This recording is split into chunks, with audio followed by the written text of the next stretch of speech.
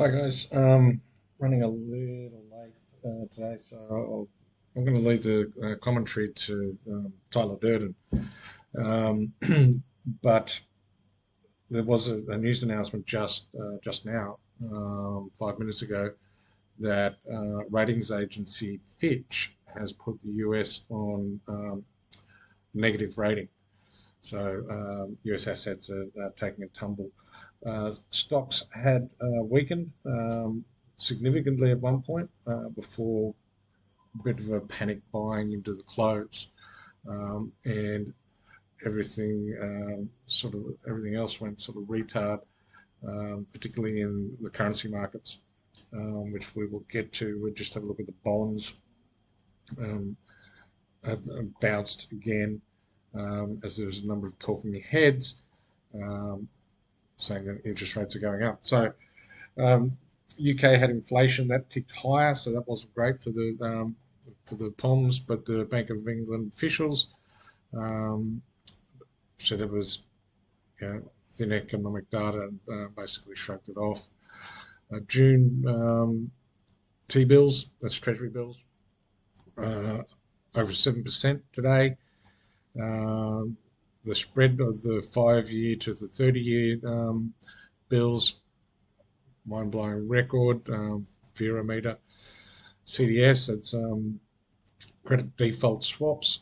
So the likelihood of the US defaulting or not reaching an agreement on the US debt ceiling increasing. And we see level of anxiety, some cash hoarding in stocks got sold off, and then a panic bid into the close. What else does Tyler? Gold was up, then got smashed again. Was this Bitcoin? Well off. Bonds were hit. Interest rates, so bonds were sold, which means interest rates going up. Oil,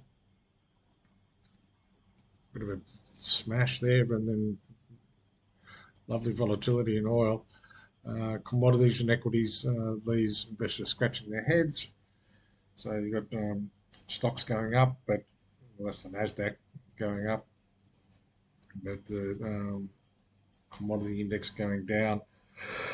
Um, so let's go and have a look at the commodity index because Aussie dollar has certainly got smashed, as I knew it would.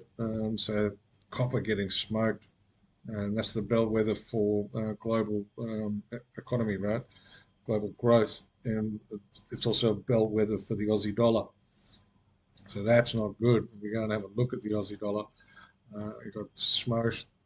So everybody leaning on that 65, trying to buy it, looking for a run up. Uh, Obviously hit a lot of stops, I would say. That So everybody who was long now looking to get short. So it hit all those stops, and then the market traded pretty much sideways, but clearly through that 65 handle. Where's it going to next? I would say down to 65 itself. It'll probably come back and retest that 66 level, or that 65, 73, but you'll also have the market looking at 60, 65, double O. Let's put that on the screen for you. 65, because the Aussie loves a round number. Remember that. So that's where we'll be looking at next, is that 65 handle. It'll come back up and test this, maybe even 66, the round number of 66, but it'll come back up and test that before having that sell off.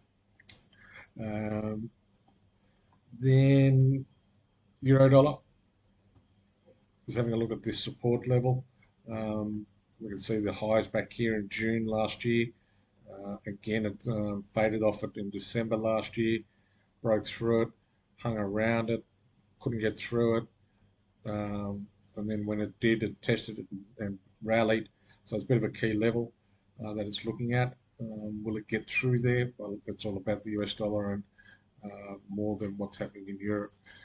Cable got all excited until the inflation numbers, and then faded to be expected. And looking at that, where's the next support? I would say it's around there. Excuse me. I'll put the support in there. That's your target. Let's sync that layer.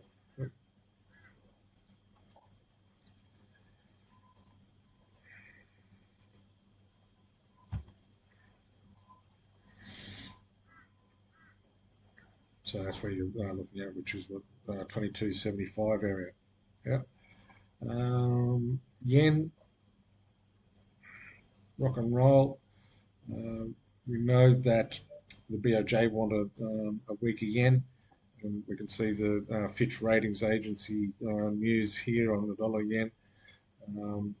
So US dollar is still very bullish, is overdone on our momentum indicator, but as I said to you before, the momentum indicator is only as good as the news, really. Bit of a level there off those lows. And you might, if you are long this, you might set your target at that level because it could fade off that.